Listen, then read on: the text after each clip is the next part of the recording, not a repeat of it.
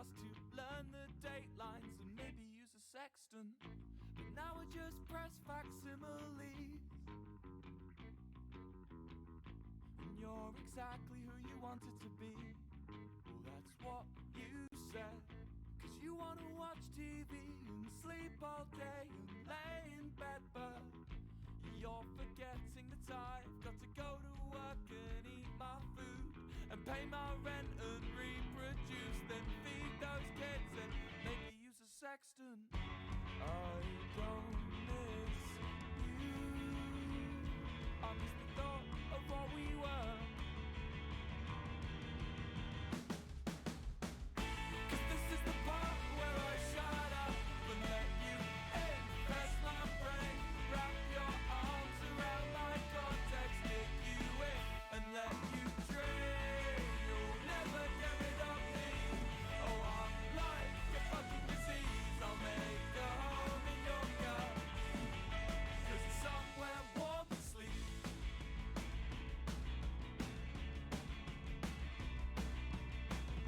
And what was your thought when you realized you'll never feel naive love again? Was it pain or was it sickness? Were you proud of who you've been? The shine is waiting for his phone calls, replaced by apathy and dating apps. You held his hand, it felt like flying. Now he's just another man. You'd rather he was inside than beside you.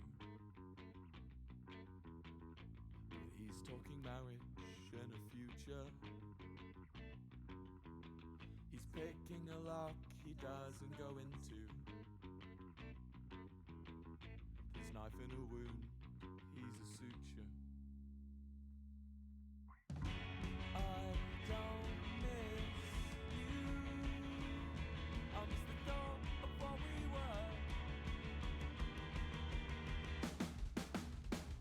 'Cause this is the part where I shut up and let you infest my brain. Wrap your arms around my cortex, stick you in and let you drain. You'll never get rid of me. Oh, I'm like a fucking disease. I'll make a home in your gut, 'cause it's somewhere warm to sleep. It's okay. Anything to make you feel less love. It's okay. Anything to make you feel less love. It's okay. Anything to make you feel less love. It's okay. It's okay. Beneath my juice and eat love. It's okay. Maybe use a sextant.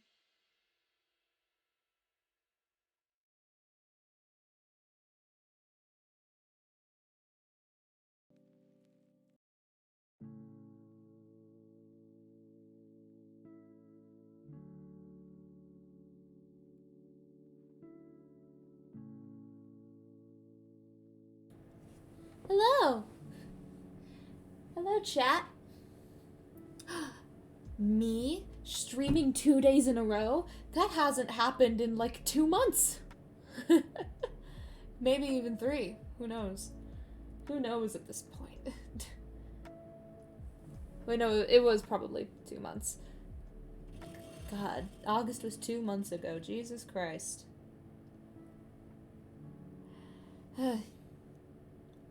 Let's, I don't know what I was gonna say, but anyway,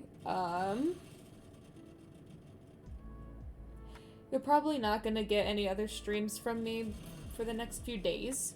I mean, that's to be expected. But you're definitely not getting one Wednesday, because I am really fucking busy. Jesus Christ. I figured I'd put in another cheeky little stream.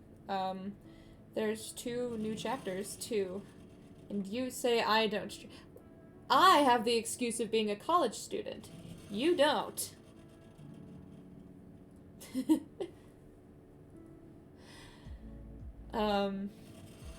What was I saying? Oh yeah. there's 2 new chapters of The Stars and Their Children that I haven't read yet, so I figured we'll read one of them today. This is gonna be fun. So wait, what happened in the last chapter? Wilbur was being all angsty and shit, I remember that, and then he got drunk with Quackity. Yeah, that's actually a pretty good description. So, you wound me, Claire. Good. Just kidding. Oh my god, the emoji doesn't show up in the chat on screen. That's funny. Right. Boop. Weep.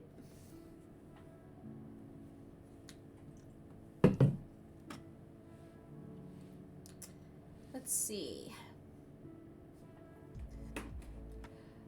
Stars and Their Children, written by Bones and the Bees. Amazing writer, by the way. I cannot stress this enough every stream that I do on, like, this. But just so talented at writing. It's not even funny.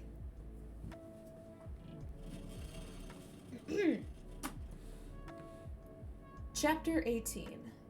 Vodka burns for a reason. Summary. The consequences of Wilbur's impromptu drinking session. Let's see. Trigger warnings. Character being very drunk. Hangover symptoms. References to past workplace abuse. That ain't good. There was a knock at the door. Wilbur was still slumped against Quackity's couch, his head spinning as the vodka tied his stomach into knots. Quackity had already finished the bottle, and the dancing flames from the fireplace flickered against the reflection of the glass, casting strange shadows onto the wall that hurt Wilbur's head to look at for too long. Would you like to... Wait. Beta readers?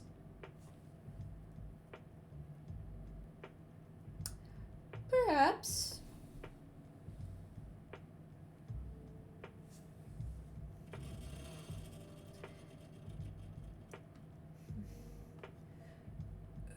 Who is that? Wilbur slurred, his chest still aching from all the emotions he'd spilled into the air between him and Quackity. Quackity didn't respond. Instead, he just pushed to his feet with a loud groan and stumbled towards the door to open it. Wilbur rolled over, head resting on the arm of the couch as he narrowed his eyes, struggling to make out the blurry shapes in the doorway through the haze that settled over his mind. Look, man, he asked me to have a drink with him. I didn't think he was gonna get fucking wasted, Quackity told the figure in front of him. Somehow, despite having finished most of that vodka bottle by himself, Quackity still sounded far more sober than Wilbur was at the moment.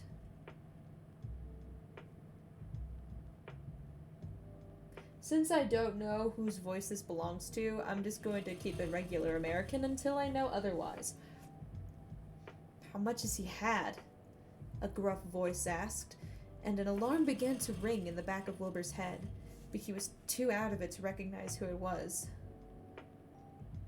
About half a bottle of Nonan gin and half a bottle of Antarctic vodka, Quackity explained, swaying slightly in place. Wilbur heard the blurry figure sigh. All right, thanks for letting me know. I'll get him back to his room. Oh, it's probably Jack. Thank fucking God, Quackity muttered, stepping out of the doorway to let the person in. When the light from the fire hit the person's face, he groaned loudly and buried his face in the couch cushion behind him. Of course, this was who had to show up. Oh, it was Technoblade. Okay. Why the fuck are you here? Quackity called, Technoblade explained, footsteps thudding against the stone. Gotta get back to your room, Orpheus. Where's Jack? He asked, his voice muffled by the fabric. His shift ended hours ago. He wanted to wait for you, but I made him go back to the guard barracks to sleep. Fuck. Wilbur hadn't even thought about Jack's shift ending. Of course he'd want to wait for Wilbur, but he was too busy caught up in his own self-loathing to think about other people like that. The ache in his chest made itself known again with another stabbing pain. He let out a strange whimper, head swirling with the lingering remnants of the vodka in his system. The air was thick with tension from the unplanned confessional he had with Quackity, and he knew he was going to hate himself in the morning for all of this. But right now, he couldn't bring himself to even try and act dignified. So instead of sitting up and going with Technoblade willingly, he sniffled and wrapped his arms around the couch cushion, not wanting to meet Technoblade's eyes right now. Orpheus, Technoblade said, sounding much closer now. You gotta get up. I don't want to, Wilbur mumbled. I'm tired. Letting out a breath through his nose, Technoblade's hand fell on Wilbur's shoulder, the sudden touch making him jolt. You can't sleep here. Wilbur stayed silent. If you don't get up, I'm gonna carry you out, and I don't think either of us wants to do that, Technoblade warned him. Shit. Don't even fucking try it, Wilbur grumbled, forcing himself up with a heaving grunt. Technoblade stepped back, watching as Wilbur forced himself to his feet. As soon as he was standing, the blood rushed out of his head, making black dots dance around his vision. He swayed to the side as his balance tipped, and the only reason he didn't fall over was because of a warm hand grabbing his arm.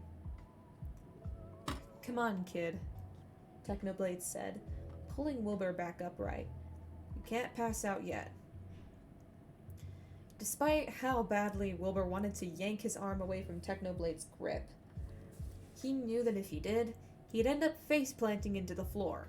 So instead, Wilbur decided fuck it, and let himself lean against Technoblade's side for support.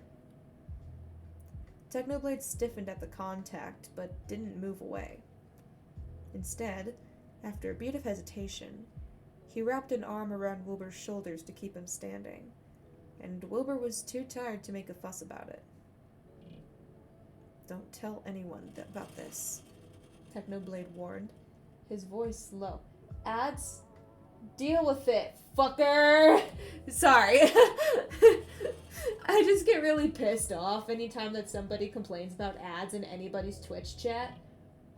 Like, you are giving streamer money. I mean, yeah, I do complain. I do get annoyed when I get ads for streamers I'm not subbed to. I get it. But, like, at the end of the day, I realize I am paying streamer. I can always just go back and watch it if I really want to.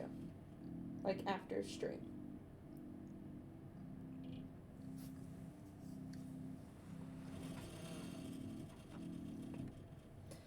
Let's see.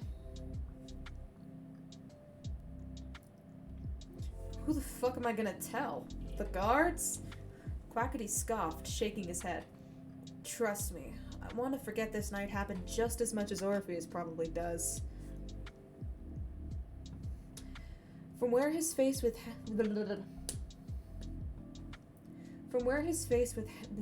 why can I not speak? From where his face was half buried in Technoblade's shoulder, Wilbur managed to make a noise of agreement. Then, Technoblade was hauling him out of the room, and Wilbur took a deep breath to try and steady himself as the Imperator led him out into the hallway. Quackity's door hissed shut behind them. The inside of Quackity's room had been warmed by the fire, but the moment they left, Wilbur was slapped in the face with a permanent chill that seemed to wind its way through the halls of the palace. A shiver ran down his spine, and he pressed further into Technoblade's side without thinking. Technoblade didn't say anything, but Wilbur could have sworn he tightened the arm he was using to hold Wilbur up all the same. There was so much going on right now that Wilbur knew he should be upset about. Quackity calling Technoblade to come pick him up, Technoblade practically having to carry him, his own lack of resistance to the Imperative's help. He shouldn't accept this all so easily. This was humiliating on so many levels, and any respect Technoblade might have still had for him was definitely gone now. But Wilbur was too out of it to even care. His thoughts slipped between his fingers like sand, and while the waves were still lapping at the shores of his mind, they were quieter than they'd been in ages. It was too difficult to think when everything was so swirly. All he could do was surrender to the spinning and forget about the consequences for the time being. Right now, all he had to focus on was putting one foot in front of the other. And, well, that was a lot easier said than done. Hey, come on, you're dragging your feet, Technoblade huffed when Wilbur stumbled for the 5th time since leaving Quackity's room. I'm trying, Wilbur mumbled, cursing when he tripped over his own shoe. Technoblade yanked him up before he could fall, but he didn't start walking again once Wilbur had regained his footing. Wait. Why aren't we going? Wilbur asked, trying to take another step forward before being stopped by the arm around him. He looked up at Technoblade, having to squint to get his eyes to focus on the man's face. Although it was difficult to see in the shadowy hall, he could just make out a crease between Technoblade's eyebrows. There was a beat of silence as Technoblade stared at the wall. Wilbur swayed from foot to foot, the waves inside his mind rocking him back and forth as if he was on a boat. Then, after what felt like eons, but was probably only a few seconds, Technoblade sighed. I'm gonna have to carry you, he muttered, pinching the bridge of his nose. Despite how drunk he was, Wilbur was still self-aware enough to know he didn't want that. Fuck you, Wilbur slurred, trying to take a step away from Technoblade. Don't you fucking try it. Right as he tried to move back, though, he found himself stumbling over his own feet again. He tipped backwards, his vision spinning in circles as the boat began to capsize. Instead of being met with cold stone floor, Wilbur found himself being lifted away from the ground entirely. He let out a squawk of protest, fighting in Technoblade's grip, but his struggle was about as effective as trying to punch a brick wall would be. His hold didn't loosen, and Wilbur found himself being scooped up into Technoblade's arms with the ease of someone lifting a bag of feathers. Look, I don't want to do this either, but it's going to take us years to get to your room at the rate you're walking, Technoblade told Wilbur once he'd stopped squirming. Wilbur, whose cheek was now pressed against Technoblade's coat, scowled. You're a fucking prick. Technoblade rolled his eyes. If you hadn't gone and gotten yourself drunk out of your mind, we wouldn't be here right now. Shit. He had a point there. I didn't mean to drink so much, Wilbur whined, closing his eyes when Technoblade began to walk again. Orpheus, I don't know how you could accidentally drink what amounts to a full bottle of liquor, Technoblade deadpanned, clearly not amused with his excuses. Okay, fine, Wilbur relented. I needed to drink a lot, but now I wish I hadn't, because my head is all fucking swirly and shit. There was another pause from Technoblade, the silence filled by his thudding footsteps echoing off the stone floors. Why did you need to drink? He then asked, something careful in his tone. Normally, a question like that would have set off Wilbur's alarms. He would have gone into full defense mode, thinking about how to change the subject without making Technoblade suspicious. because he didn't want the Imperator to know why he drank so much that night. He couldn't know, because that would be showing weakness, and... Wilbur's train of thought grinded to a halt as a surprisingly sober thought settled over him. He didn't want to show weakness? Now? It was almost a laughable thought. Here he was, being carried in Technoblade's arms because he was too drunk to walk, and he was worried about showing weakness. Sometimes even Wilbur had to admire his own cognitive dissonance. That was what got him into this mess in the first place, wasn't it? His stupid head with all of its irrational thoughts and mind-numbing paranoia. That was how he'd driven Tommy away from him, with all of his bullshit ideas about weakness and reputation. Tommy would probably be furious if he saw Wilbur right now, knowing that despite all warnings, Wilbur had... What the fuck? I don't know why I did that. Hold on. 1 second.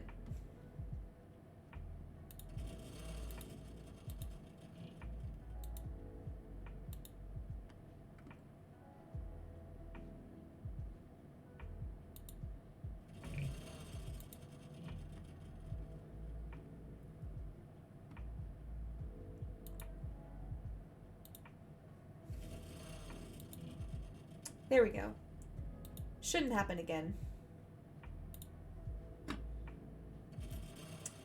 Let's see.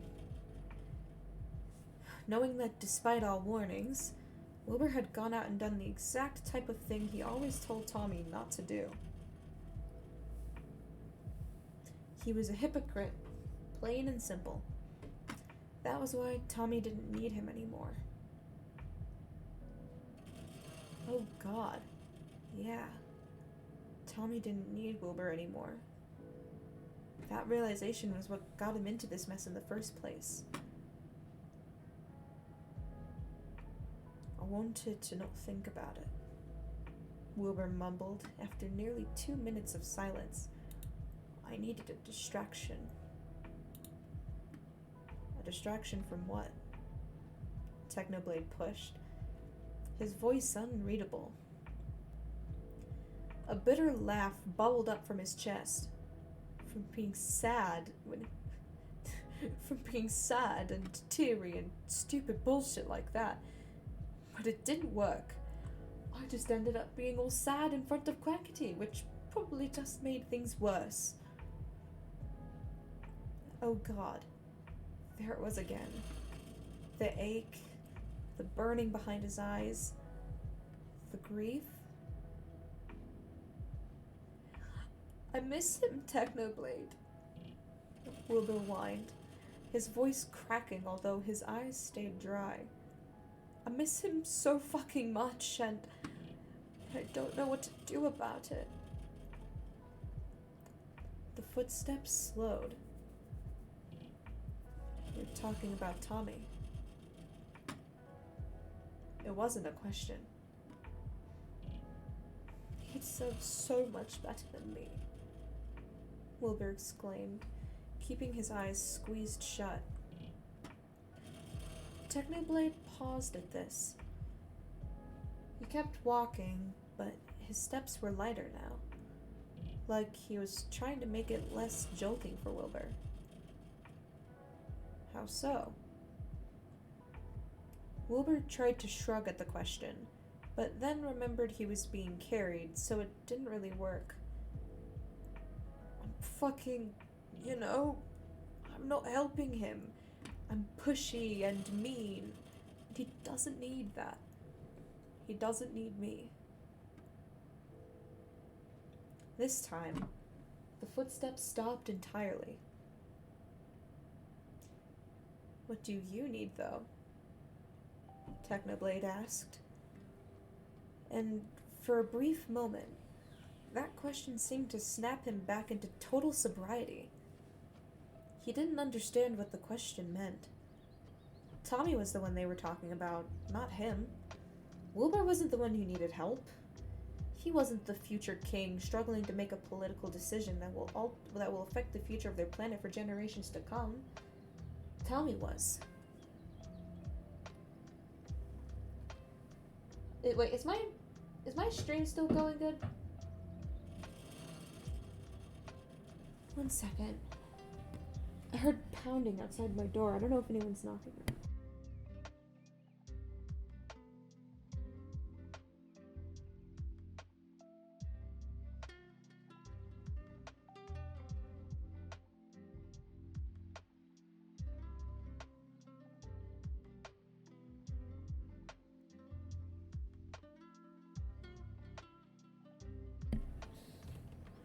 Well, I think my stream seems to be fine. It's just bitrate looks a bit different than I'm used to. Also about the pounding, I think that was just somebody in the room next door. I've been hearing a lot of banging in there frequently. And I don't mean the sex kind. Although I wouldn't be surprised if that was happening there as well. It is college after all. Anyway, I'm gonna take this time to drink some water.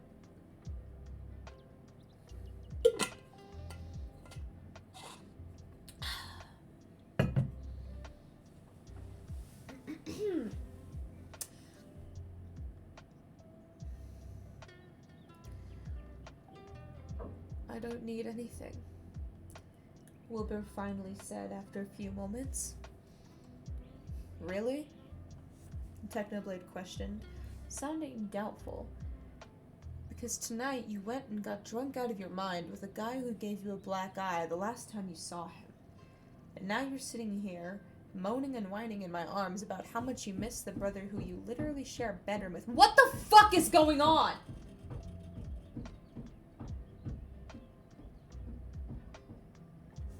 Hold on, 1 second.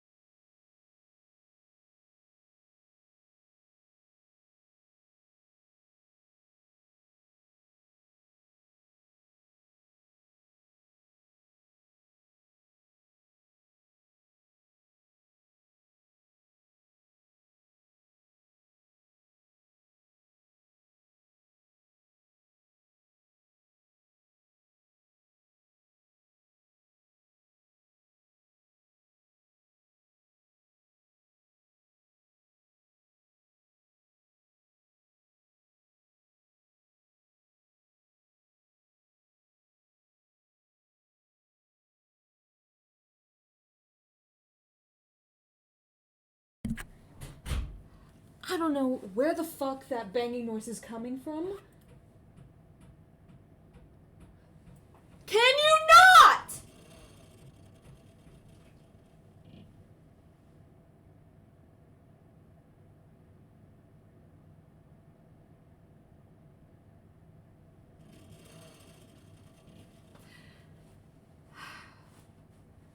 I'm gonna blow a fucking gasket.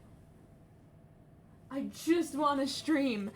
And for the past few days, I've just been hearing constant banging noises. Can they just fucking shut the fuck up, please?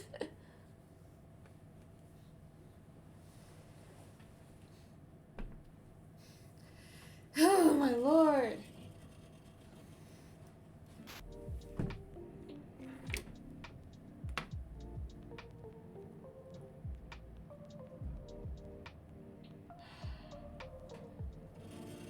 Anyway, let's keep going. Let's see. He paused. It looks like you needed help tonight, Orpheus. But the only help you found was at the bottom of a bottle of vodka.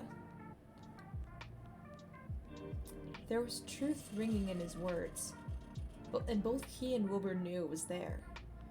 But Wilbur didn't want to focus on that, because even if he wasn't fine, he wasn't the one who needed help. He was managing, just like he always had. Besides, if he wanted help, his only option for that would be Tommy, his little brother who already had the weight of an entire planet on his shoulders. Wilbur had promised himself this before, but he wasn't going to add to that. We're here, by the way. Wilbur's eyes flickered open, and he had to squint to try and make out where they were. He recognized the door to his room quickly enough, but when he tried to get down so he could go inside, he found that Technoblade wasn't letting him go. I don't trust you to not fall and crack your head open trying to get to your bed, Technoblade huffed, readjusting Wilbur in his grip. So open the door and I'll drop you off. I'm not a fucking child. I can walk, Wilbur hissed, glaring at him. Technoblade raised an eyebrow. He said nothing, but his expression was loud and clear. We both know that's a lie. Another beat passed. Wilbur's stubbornness could only last so long when he was drunk off his ass. Fuck you, he muttered again as he twisted around, reaching to unlock the door to the bedroom. Sliding open with a soft hiss, Wilbur and Technoblade were greeted with the sight of a completely dark room. Technoblade was surprisingly quiet as he made his way to the bed, where Wilbur could just make out the soft glow of his brother's freckles as he slept. Wilbur had hoped that he would be able to slide into bed without Tommy waking up, because the absolute last thing he needed right now was Tommy finding out he'd gotten pissed drunk with Quackity. And it seemed like Technoblade didn't want that either, given how quiet he was being as he set Wilbur down on the comforter. But before he could take a step back from the bed, there was a sharp exhale behind Wilbur, followed by the mattress shifting. What the fuck? Tommy slurred, his voice rough with sleep. What's going on? Go back to sleep, kid, Technoblade whispered. Nothing to worry about. Of course, Technoblade's voice had the opposite effect, and Tommy's eyes opened wider. Techno? What the fuck you... His eyes then flickered to Wilbur, who was sitting on top of the blankets fully clothed, even still wearing his shoes. Will, just get back.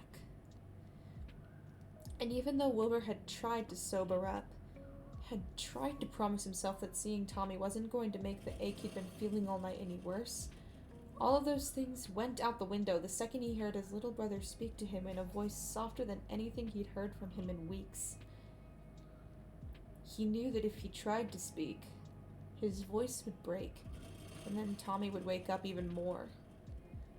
But it just hurt so badly. The waves in his head were swelling again, and his spinning thoughts got faster and faster as he tried to figure out what to say to that. He didn't want to disappoint Tommy and tell him where he'd been, but he also knew that if he hid it from Tommy, he'd find out anyway, and would just be more upset that Wilbur didn't tell him outright. It was a lose-lose situation, one that Wilbur particularly didn't want to deal with right now. So, rather than answering, Wilbur decided that he might as well just indulge himself while he could. His shoulders slumped, and he scooted across the bed until he was sitting right next to Tommy. Then, before Tommy could ask him what he was doing, He decided to stop fighting against gravity and let himself tip forward so his face was buried in Tommy's shoulder. I'm going to fucking kill someone.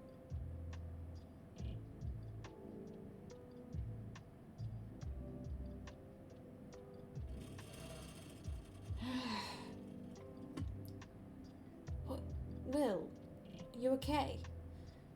Tommy asked, stiffening immediately. Wilbur couldn't respond. It was too much right now. Too much exhaustion. Too many things he couldn't say in front of Technoblade. Too many words he wasn't ready to say to Tommy.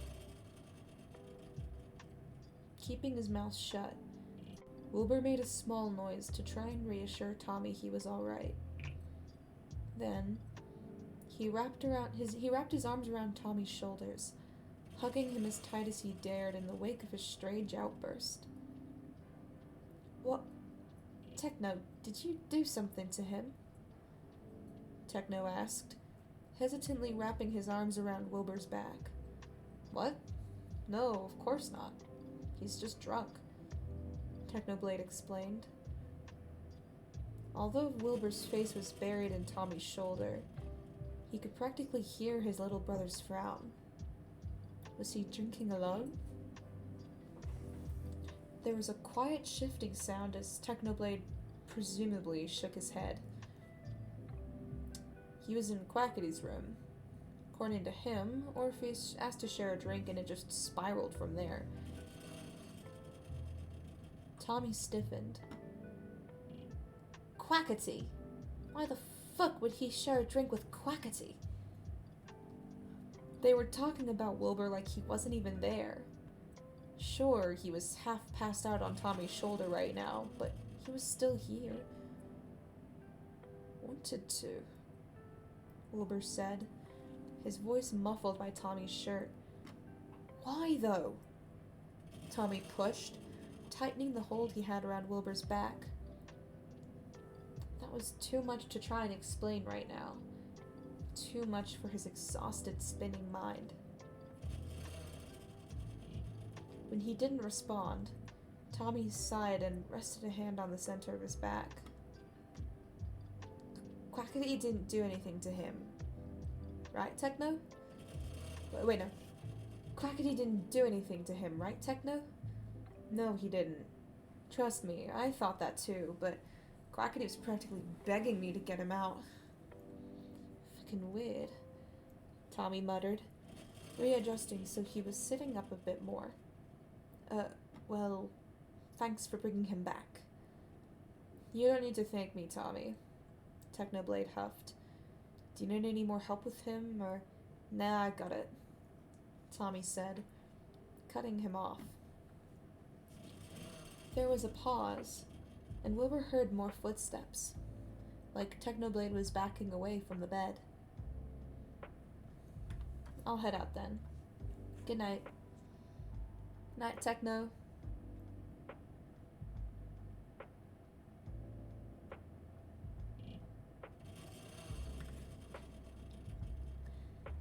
Tommy called back. I don't know if I said Tommy called back or not. And with another soft hiss, Wilbur knew the door to their room had opened and closed for the last time that night, leaving him and his brother alone. Silence wrapped around them, heavy, expectant, waiting. Wilbur didn't want to say anything. He didn't even think he could if he tried. His mind was far too jumbled at this point, and exhaustion was dragging down every atom in his body. Even sitting half slumped into Tommy, he could feel himself drifting towards sleep. He couldn't deal with any more conversations tonight. Okay, Will, come on. You can't go sleep like this, Tommy said, grunting as he shoved Wilbur off of him. Wilbur whined when Tommy's arms moved away from him, a chill threading under his jacket at the sudden lack of contact. But Tommy... Oh, shut up, you big baby, Tommy huffed, pushing Wilbur's reaching arms down and scooting over to grab his foot. Even though Wilbur's eyes had adjusted to the dark, and he could probably take his shoes off himself at this point, he didn't argue as Tommy unlaced his boots. He muttered quiet curses under his breath, but still did it for Wilbur without a word of protest. There was a soft thud as Tommy tossed the shoes against the wall, before he gestured towards Wilbur's coat, silently telling him to take off the heavy fabric so he could sleep comfortably. Wilbur's fingers fumbled against the leather and metal of his coat belt, but once it was undone, he was able to toss it to the side with ease. Yeah, yep, totally not late. All that you missed of this chapter was, Quackby called Technoblade to get Wilbur out of his room, and Technoblade carried Wilbur to the room, and Tommy's probably about to confront him about it. Because Wilbur is drunk.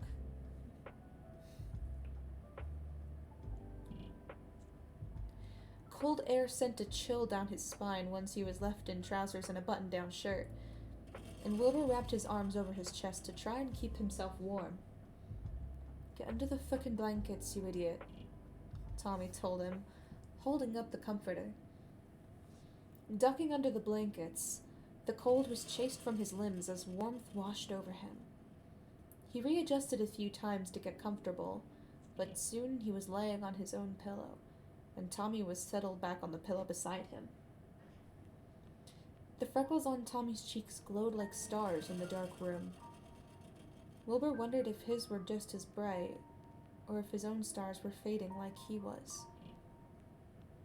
Although the cold had sobered him up a little bit, he was still in that hazy space of exhaustion and bad decision-making. Even though he was warm again, his arms still ached to hug his little brother. Tommy was only inches from him, but he was so far away at the same time.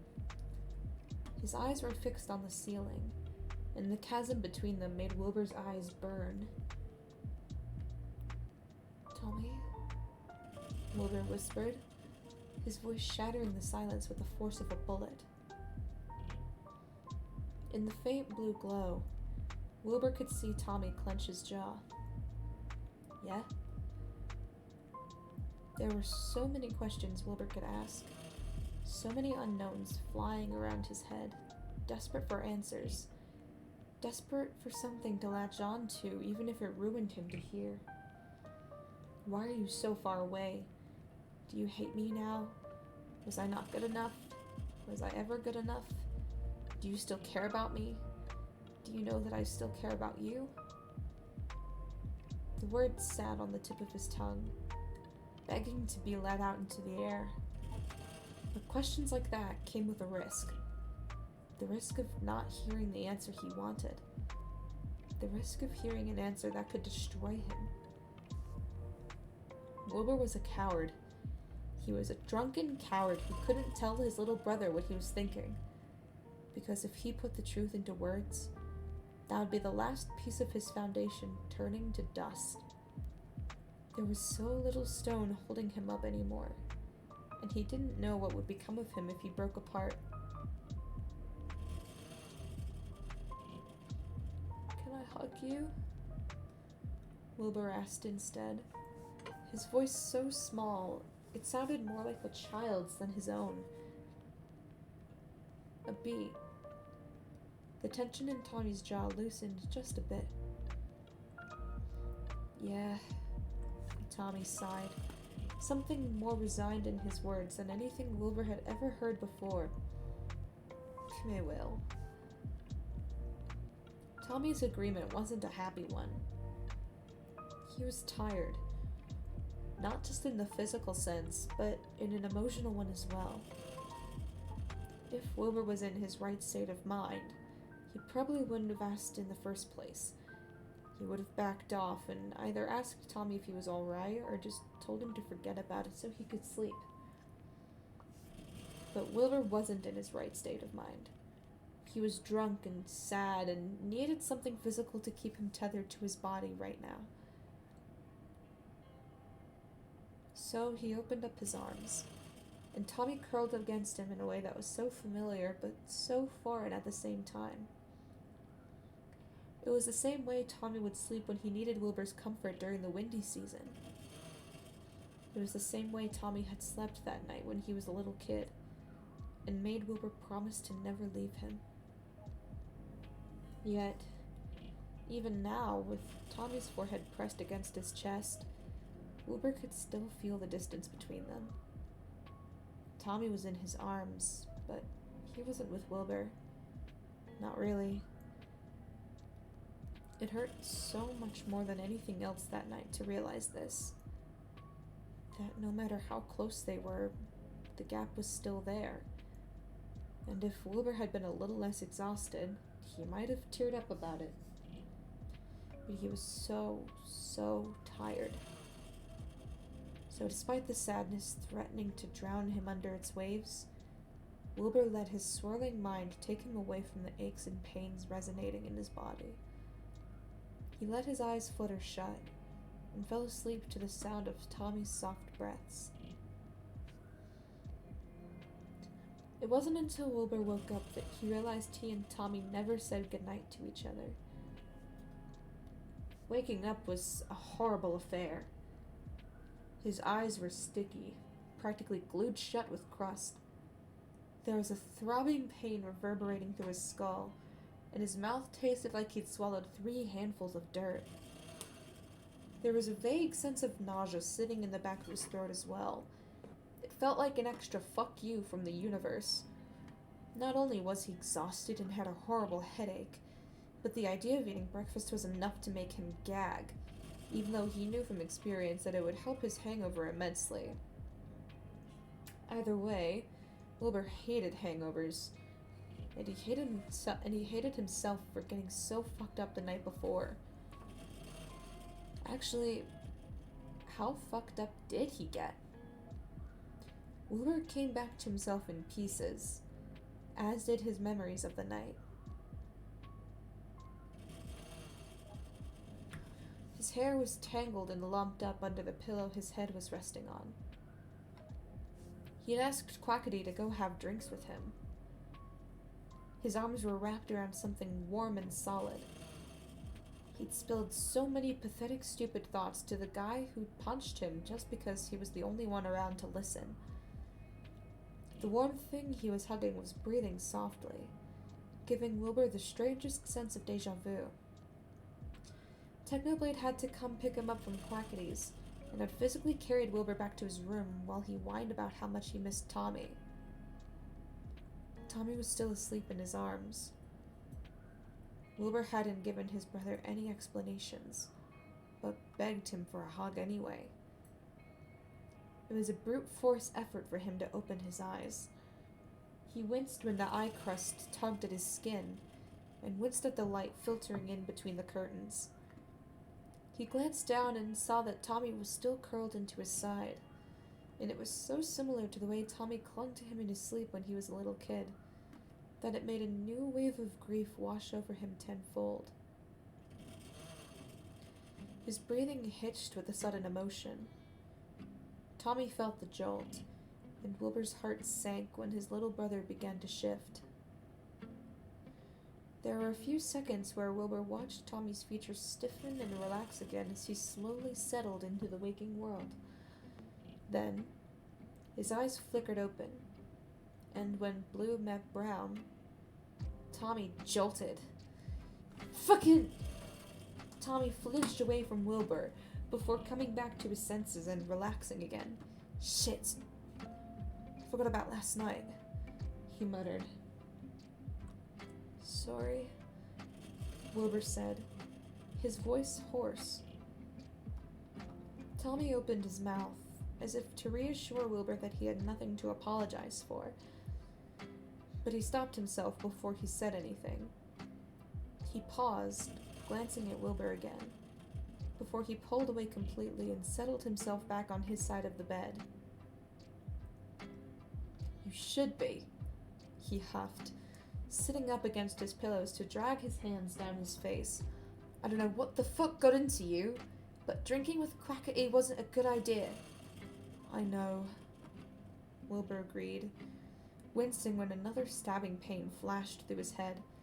Fuck, trust me, I'm regretting it now. There was a moment as Tommy's gaze flickered over Wilbur, taking in his pale face and dark eye bags.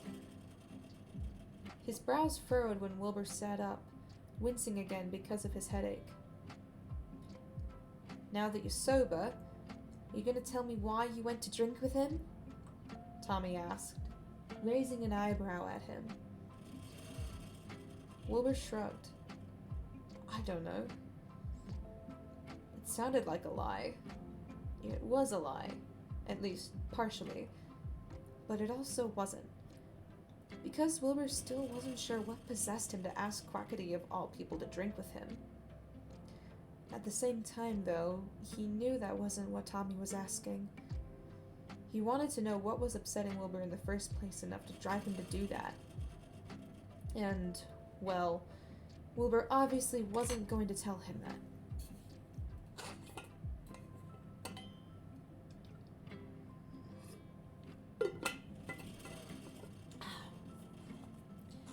Tommy huffed out a bitter laugh. Alright, sure, we'll go with that. He shook his head, twisting his fingers into the blankets, before he looked at Wilbur again. Can you at least tell me why you were so clingy? Because I was sad. That was the simplest answer Wilbur could give him, but he knew it would only lead to more questions. Questions Wilbur wasn't able to answer. I was drunk, Wilbur lied, staring at his lap. You know I get clingy when I'm drunk. Not like that, Tommy argued, voice growing sharp. That wasn't you being all silly and clingy like you usually are. You're upset about something, Wilbur. I could tell. Wilbur clenched his jaw, cheeks burning with embarrassment. I was just drunk. There was a long silence. It stretched between them, pulling the string that tied their hearts together so tight it was making Wilbur's ribcage scream. Anger crackled in the air. Wilbur struggled to take a deep breath. Then, I don't know what else I fucking expected. Tommy snapped, the bed shifting as he climbed out and stormed to the bathroom. While Tommy was in the bathroom, Wilbur pulled his knees up to his chest, burying his face in them as he curled it back against his pillows. His head was still pounding, and he desperately needed water, but he couldn't move. He could barely even breathe.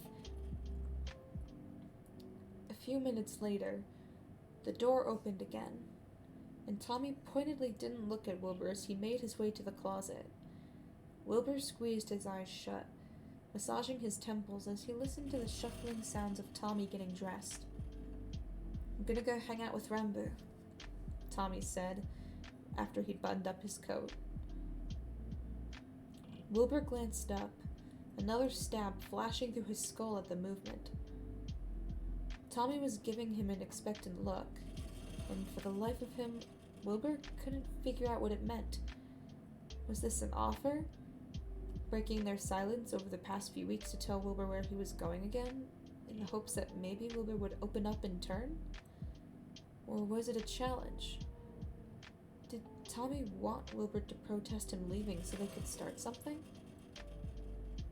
He didn't know. But either way, Wilbur felt too shitty to try and play mind games with his little brother right then.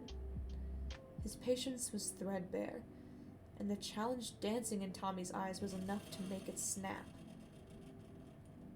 The anger. Wilbur had almost forgotten about it in the wake of everything else he was feeling. But it was still there, lingering under his skin, whispering in his ear every time he remembered others showing how little they thought of him. Sometimes, those on Eldingfecker would look at him with an expectation in their eyes, wanting something from him he could never give. Wilbur knew Tommy didn't mean it in the same way they did, but the look in his eyes was the same, and that was enough to stir the anger sitting behind his ribs. "Hope you have fun hanging out with the spy," Wilbur taunted, the words slipping out of his mouth without his permission. Tommy's eyes narrowed. "You still on about that bullshit?" Wilbur snorted, the frustration inside of him swelling in time with the waves. "It's not bullshit if it's true. Go make sure to tell Rambu all of Eldingfecker's weak points and how to exploit them. That'll tell you if he's a spy or not." There was no reason for Wilbur to bring this argument up again. No reason except for the fact that he felt like shit, and Tommy clearly wanted something from him. The only thing Wilbur had to give right now was his anger. So if Tommy asked, that's what he was going to get. "What? Not gonna defend the traitorous bastard?" Wilbur pushed when Tommy didn't say anything. When Tommy still didn't reply, Wilbur kept going. "Isn't that what you want, Tommy?" Wilbur asked, straightening up. "You want me to rant and rave like a madman so you have an excuse to get pissed at me again? That's why you brought Rambu up. I'm not fucking stupid." Wilbur hadn't noticed till now, but Tommy had curled his hands into such tight fists at his sides his knuckles were turning white. "You saying you don't actually think Rambu's a spy?" This almost made Wilbur laugh. "No, I'm not saying that at all. I don't trust Rambu as far as I can throw him, and you shouldn't either, but you've never been good at listening to my advice." Tommy's nostrils flared as he struggled to rein in his temper. "I don't need an excuse to be pissed at you, Wilbur. I just want you to stop making it so fucking easy for me," he snapped, the words lined by a razor's edge. With that, Tommy turned on his heel and stormed out of the bedroom, leaving Wilbur alone with the tension still crackling in the air. As soon as the door shut behind him, Wilbur groaned and buried his face in his hands. His anger dissipated as quickly as it had spiked, the waves settling into sea foam as they crashed along the shores. He took a shaky breath through his fingers, cursing himself for doing that. This wasn't him. This wasn't the person he wanted to be. But his patience was gone, and all that was left was this ugly, mean thing inside of him that didn't trust anything or anyone. And to top it all off, he still had a bitch of a headache that he knew wasn't going to go away anytime soon.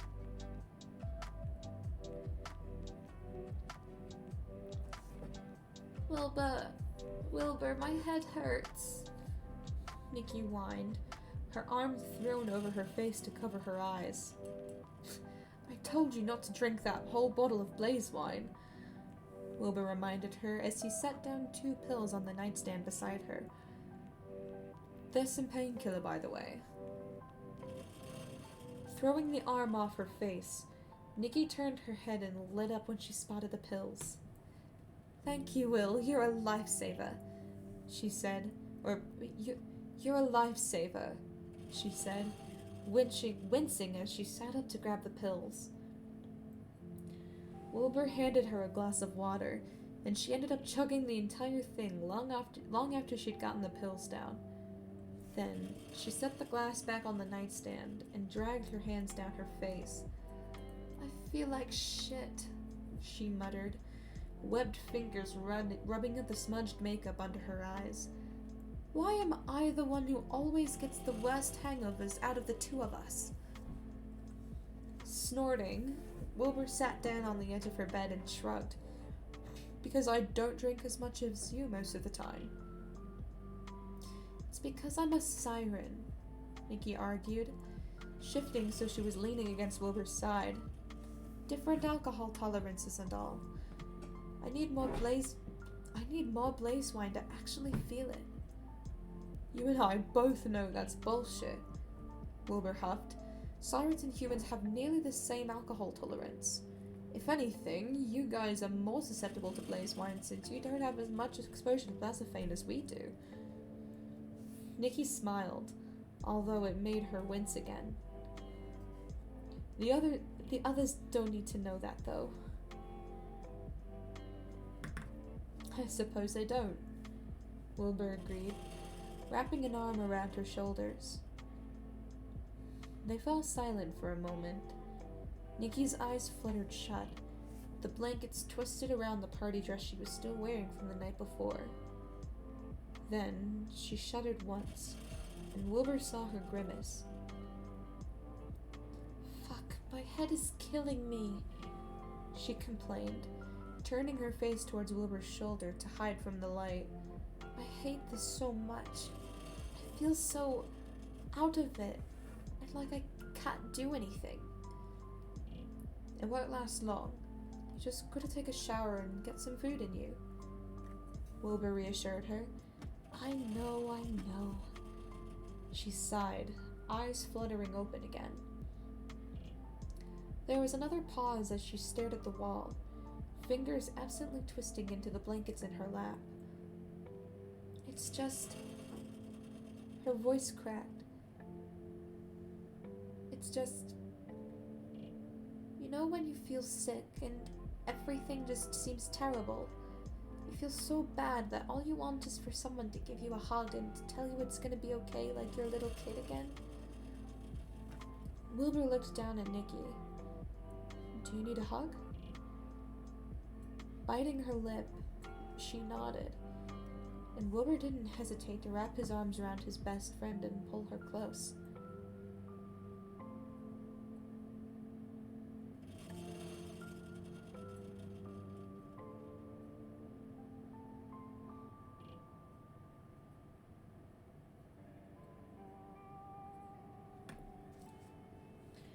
For the 1000th time, Wilbur found himself wishing that Nikki was here. That he could complain to her about how much his head hurt. She could admonish him for drinking so much, and he could just hug someone. Everything was terrible. But now it wasn't just because he felt sick. It was so much more. He wanted to talk to someone. Not even to talk about anything specific. He just needed to complain about how shitty he felt. But he chased Tommy away, so he definitely wasn't going to come back to the room anytime soon. He was certain Quackity wanted nothing to do with him after the night before, and which Wilbur couldn't blame him for. So that left him with only a few options. Of course, there was Jack. But considering Jack had been so against the idea of him going to Quackity's in the first place, Wilbur knew he would more likely get an I told you so than anything else. Amesy was a pretty solid option, but these days, they were busy with diplomatic work most of the time. And if they weren't, then that usually meant they were with Rambo, and Rambo was with Tommy. Therefore, probably not an option. Technoblade. Yeah, that was a good joke, alright. So that left one person. The one person who Wilbur told himself he wanted to see least of all, but knew deep down was the only person he wanted to talk to.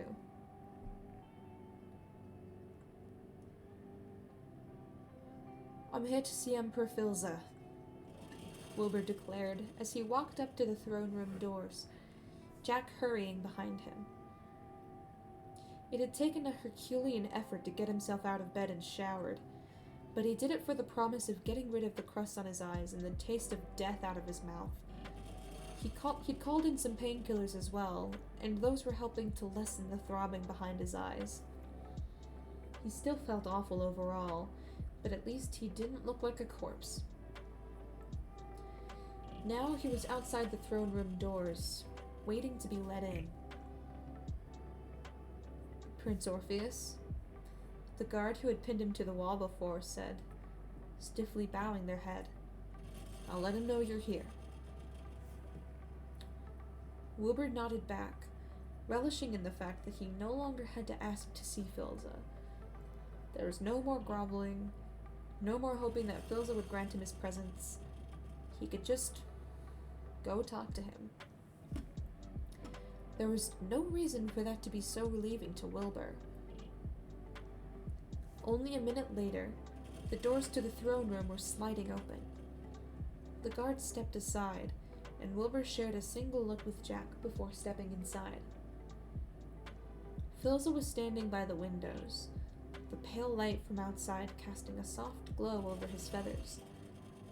His shoulders were pushed back, and his wings were as shiny as could be. His strong, poised demeanor was the exact opposite of how Wilbur was hunched over and felt like a crumpled-up piece of trash. He should have been embarrassed by this, but he couldn't really bring himself to care about that at the moment. Both his head and his chest hurt. It was for entirely different reasons, but the two compounded onto one another, dragging him under the waves and into a pit of misery that made him want to curl up in a ball and sleep for years. But instead, he was here. He was here, and so was Philza. "Oh, mate, you look like shit," was the first thing Philza said when his eyes landed on Wilbur. Guess Techno wasn't exaggerating when he said you got really fucked up. Yeah, he wasn't even surprised to hear at this point that Technoblade had told Philza all about the night before. "I feel worse than I look," Wilbur complained, stopping his steps right when he was almost shoulder to shoulder with the Emperor. "I'm sure you do," Philza muttered, eyes lingering on Wilbur's face. He paused then, glancing between Wilbur and the throne. "Come here." Without needing to be told twice, Wilbur followed Philza over to the steps by the throne. They sat down on them in a way that reminded Wilbur of the talk they had the day after Quackity punched him, when Wilbur had been far more open than he usually was, and learned more about Philza than he ever expected to know. As soon as they were sitting, Wilbur's sore legs screamed with relief. He hunched over, twisting his fingers in his hair and squeezing his eyes shut when another wave of pain rushed through his head.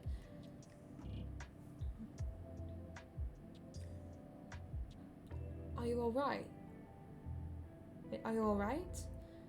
Philza asked, his voice lower now. Wilbur nodded, just hungover. Philza made a noise of understanding. "Techno told me you drank quite a bit. I'll admit I was surprised. I didn't think your go-to drinking buddy after Schlatt would be Quackity. I guess I'm trying to keep you on your toes," Wilbur joked, although it was half-hearted. "Don't think it was really worth it, though. I don't know what the fuck is in Nonin gin, but I'm never drinking that shit again." To be honest, you should be wary of any liquor you get from Quackity.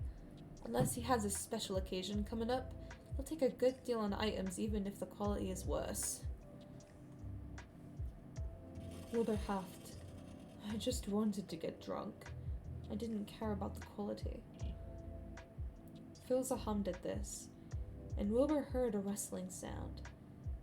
He glanced up and saw Philza's wing had curled around him, and got that same strange feeling of being shielded once again.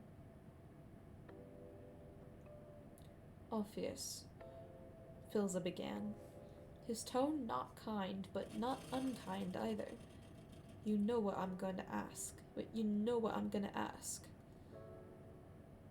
Yeah, he did know, and he'd already thought about what he was going to say. "Why should I tell you why I went to drink with Quackity?" Wilbur challenged, surprised at the power in his voice given how exhausted he was. "What right do you have to know?"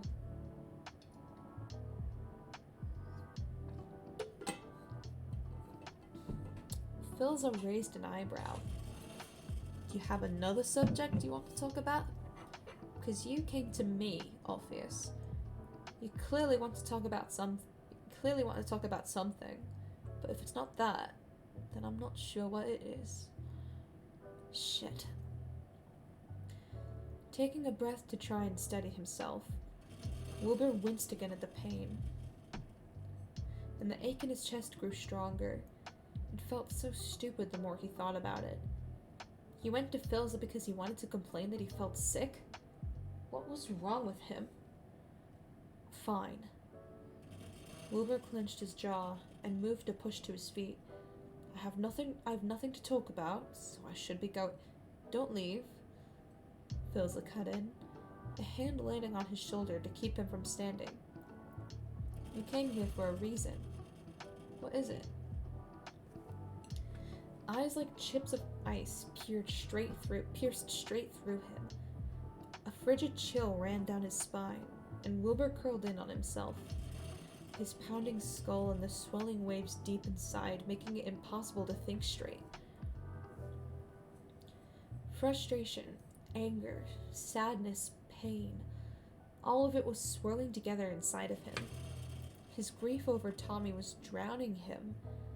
The base of his pillar was almost gone, and the only thing Wilbur could see through the fog that had settled over the water was ice in the distance. Why did he go to Philza?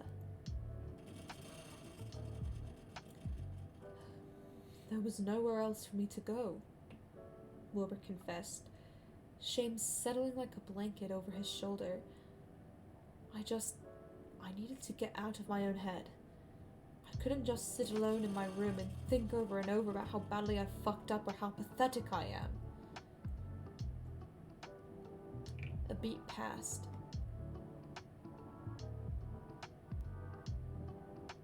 Techno told me some of the things you said last night. He said last night. Philza then said, his voice much softer now, that you said Theseus deserves better than you. This time, Wilbur didn't wince because of the pain in his head.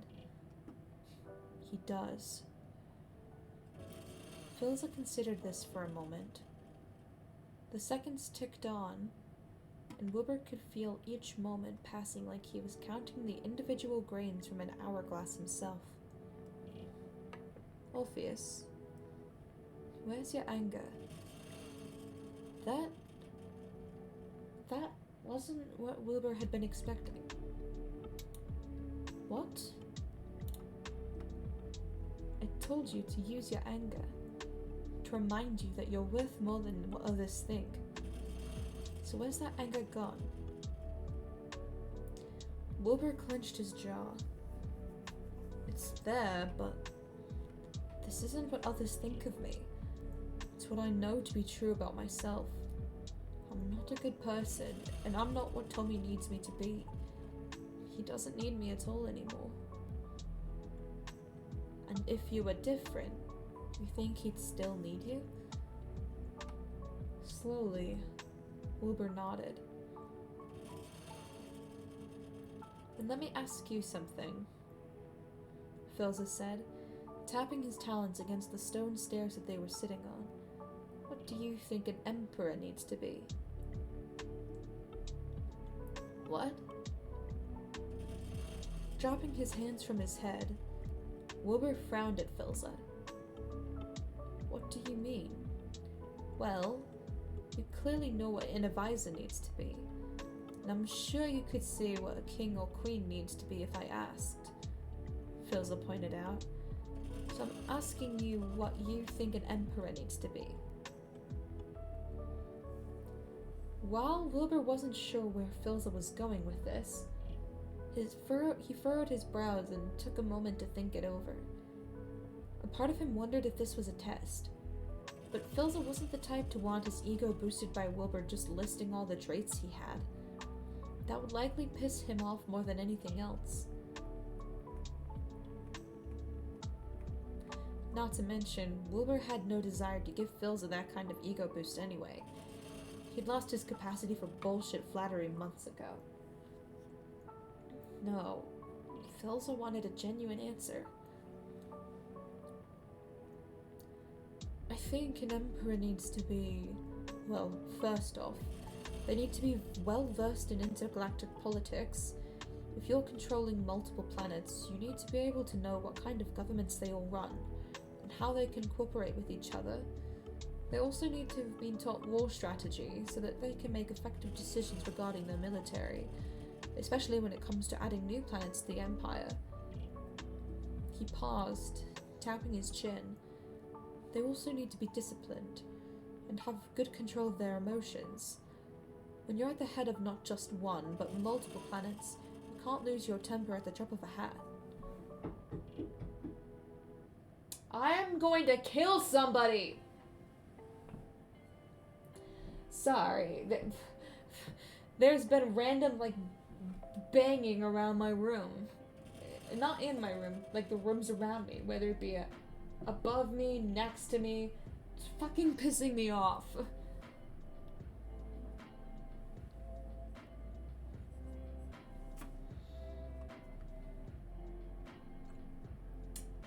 Philza nodded at this. So you're saying you're.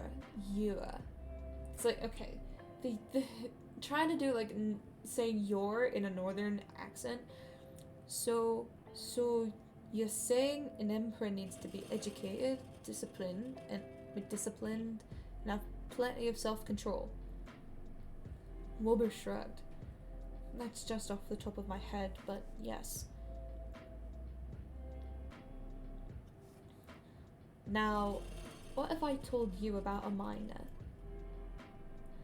He'd had little formal education, his parents having preferred to teach him what they knew, but not bothering to go far beyond that. He'd never stayed on a single planet for more than a few years, because he was always trying to find work, but struggled to stay in one place without feeling suffocated. Not to mention, his impulse control was poor. He'd gotten fired from plenty of jobs for cursing out the boss. His newest job was on a mining colony located on one of the most desolate planets in the galaxy. The kind of place they sent laborers who had no purpose being anywhere else. Would you say that man was suited to be an emperor? Instead of responding, Wilbur just stared at Philza. Because that couldn't be true, could it? When Wilbur didn't say anything, Philza rolled his shoulders back, and his feathers ruffled in turn. I've told you about my childhood, but I never told you how I became the person I am today. Unlike you, I was born with no titles. I had very little education. I was completely unfamiliar with things like intergalactic politics and war strategy and the like. All of that was stuff I'd never had a need to know. I was just a man looking for work. Nothing more. He took a deep breath. Zephyrus Fall used to be known as Zephyrus 436, named after Zephyrus, a drilling company that would purchase uninhabitable planets to mine them for resources. I got a job on the mining colony they had here. The pay wasn't great. They provided room and board for the miners. I just needed food and a roof over my head, and I didn't have the skill set for much else, so I figured, why the fuck not? Then, Philza snorted. I quickly learned why no one wanted the damn job. The work itself was pretty backbreaking and exhausting, and the food was shit. That was all stuff I expected. What I didn't realize was that Zephyrus was a shit company that didn't give a damn whether its employees lived or died, as long as they made a profit. He continued, lifting his hands again. We lived in these tiny-ass barracks down here in the tunnels, and while they had heaters for us, they broke so fucking often it wasn't uncommon for workers to lose fingers to frostbite. Also, whenever the food froze, we'd have to go on rations until they could send another shipment over. But we were still expected to have the same output of work. Doing intense manual labor for 10 hours a day is already hard enough when you're well fed. But when the only thing you've had to eat that day was a fucking protein bar, yeah, that doesn't do shit for you. Wilbur frowned. That's horrible. Yep, it was. And the worst part was once you signed the contract, they wouldn't let you leave till the planet. They wouldn't let you leave the planet till your time was up. I'd signed myself up for a 2-year contract, but the longer you signed up for, the bigger your starting bonus was. So poor fuckers who needed that extra money fast enough would sign up for 5, sometimes even 10 years. And then they were stuck on the planet until it ended. He scoffed, shaking his head. I'd worked for plenty of shitty companies before Zephyrus, but I'd never encountered a group who cared so little about people's lives. I'd never cared much for authority either, so suffice to say, it didn't take long for me to snap and attack one of the supervisors. You what? Wilbur asked, eyes wide. We had these supervisors roaming around, making sure we were all making quota and all that bullshit. This one guy was a real piece of shit. Get on your ass for low quota even if you were injured.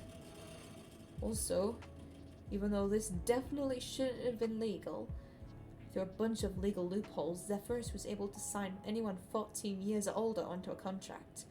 So we had a few kids in the group too. And basically, one time this guy was yelling at this kid because she kept dropping something. She couldn't feel her fingers because it was so cold, but he didn't give a shit. Eventually she broke down crying and I just lost my shit on him. Wilbur blinked. What happened after that? Philza huffed. Got sent to the fucking nether, that's what. Isn't that where Technoblade's from? Wilbur asked. Yeah, but it was also being used as a prison planet by several intergalactic organizations not associated with a single planet. They'd struck a deal with the Piglins a while back, paying them to use part of their planet as a prison for anyone who broke intergalactic law. I'd broken my contract by attacking a Zephyrus employee, so they shipped me out there. His eyes glazed over, like he was seeing the nether in his head instead of the throne room around them. The nether is not a kind planet to anyone that's not native. It's a hellish place for those not built to withstand it. But sometimes, even those that could withstand it found themselves in trouble there. Even though they were paying the Piglins to use their land for the prison, there were still tensions between them and the prison staff. A lot of the Piglins didn't want the prison there anymore, but they weren't going to just up and leave, so fights started breaking out, which is how I ended up with a Piglin for my cellmate. Wait, you met Technoblade in prison? Wilbur asked, trying not to gape, and then this is the part of the video where there's no music, so let me just...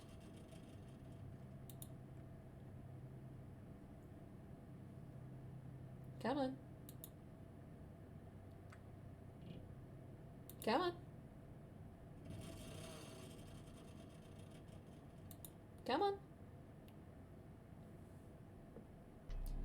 I hate that there's like a solid like 10 minutes where there's no music. That's fucking bullshit.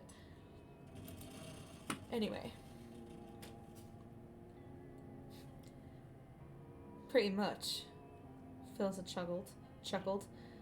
I didn't know shit about the nether, so I showed up to this planet that was half on fucking fire, and I found myself rooming with a piglin who could probably kill me with a single punch if he felt like it. But Techno, we just clicked, you know? We understood each other. The prison was really fucking awful, but we had each other, and that helped keep us both sane. And after I hit my 1-year anniversary in that prison, Techno and I both thought, you know what? Fuck this place.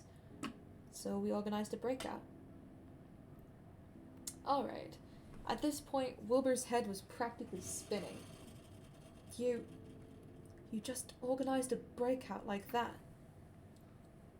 Philza rolled his eyes. Well, I'm giving you an abridged version. But yeah, we talked to other prisoners, a lot of whom had been in contracts similar to mine. They were all pretty pissed, so it wasn't hard to convince them to start a riot.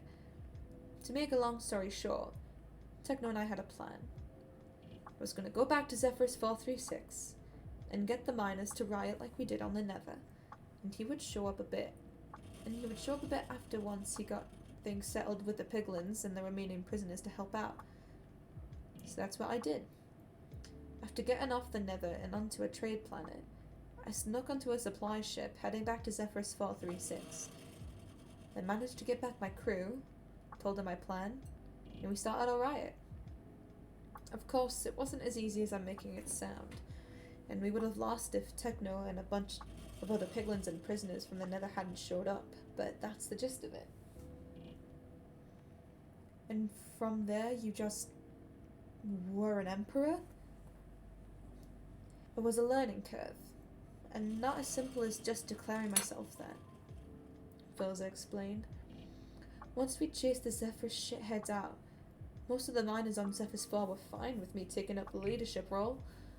So with myself and Techno working as a unit, we already both had Zephyrus 4 and the Nether under our control. And from there, we just started to grow our empire.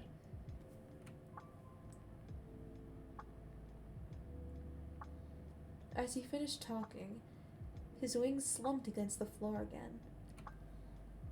He let out a breath and pushed his hair back from his face, readjusting his metal circlet on his head before turning to meet Wilbur's eyes. I was not born to be an emperor, Philza told him. No one would have looked at me and thought that I was what an empire needed. But here I am.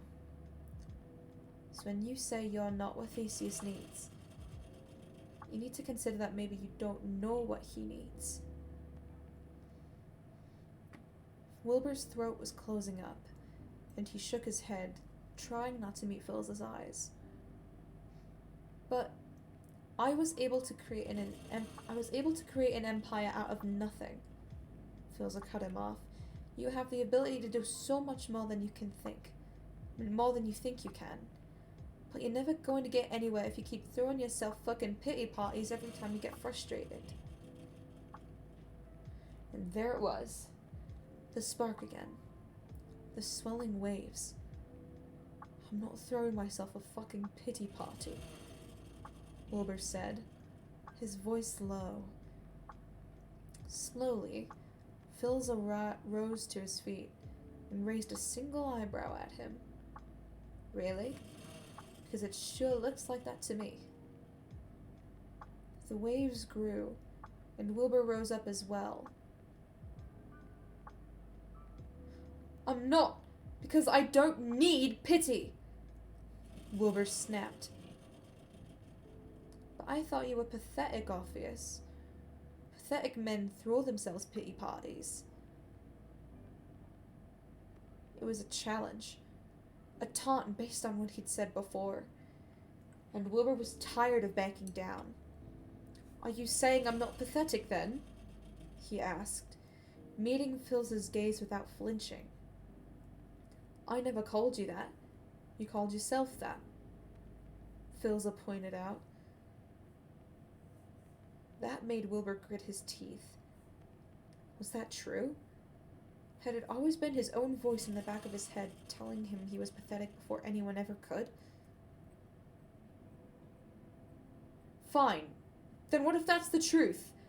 What if I am throwing myself a fucking pity party and I am a pathetic piece of shit, huh? What then, Philza? Wilbur shot back, shouting now. He keeps saying I'm just like you, but what if I'm not? What if this is just who I am? Another silence stretched between them. Philza met Wilbur's eyes, his expression unreadable as he took a step towards him. Then that's just who you are. That's all you will ever be. There's no changing the person you are, and there's no making room for yourself in a new role. Is that what you want me to say, little bird? And that wasn't what Wilbur wanted to hear. No, he gasped, shaking his head. That's That's not what I want. That wasn't what he wanted. But he didn't know how to change. His role had been chosen for him since he was a toddler, and he had no idea how to step off the path fate had built for him. He didn't recognize the face that looked back at him from the mirror, but he didn't know how to find himself in it again. But Filza had stepped off the path. Filza had forged an empire from a mining colony and made himself into its emperor. The anger was still there, simmering under his skin. He let himself rise and fall with the waves in his mind, and he took a deep breath to let it settle inside of him. Then, Filza smiled at him. Oh man, next chapter's gonna be a fun time. Oh boy, I can't wait. I can't wait. Oh my lord.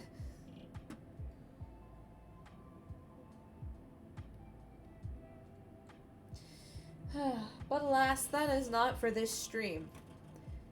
Because I still have a little bit of stuff to do. So, we're gonna end up. Let's see. Do boop. Boop boop.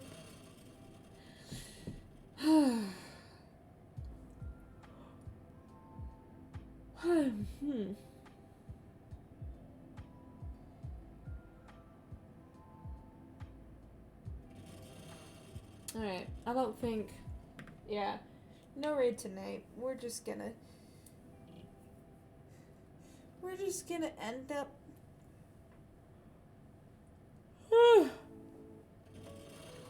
Alright. Thank you all for watching. I'm glad that I was able to go live again. Like... a day after streaming. Because I've missed being able to go live this frequently. It's not gonna happen for a while, but someday it'll get there. Alright. Hope you guys have a great night, and I will see you in the next stream. Alright. Bye-bye!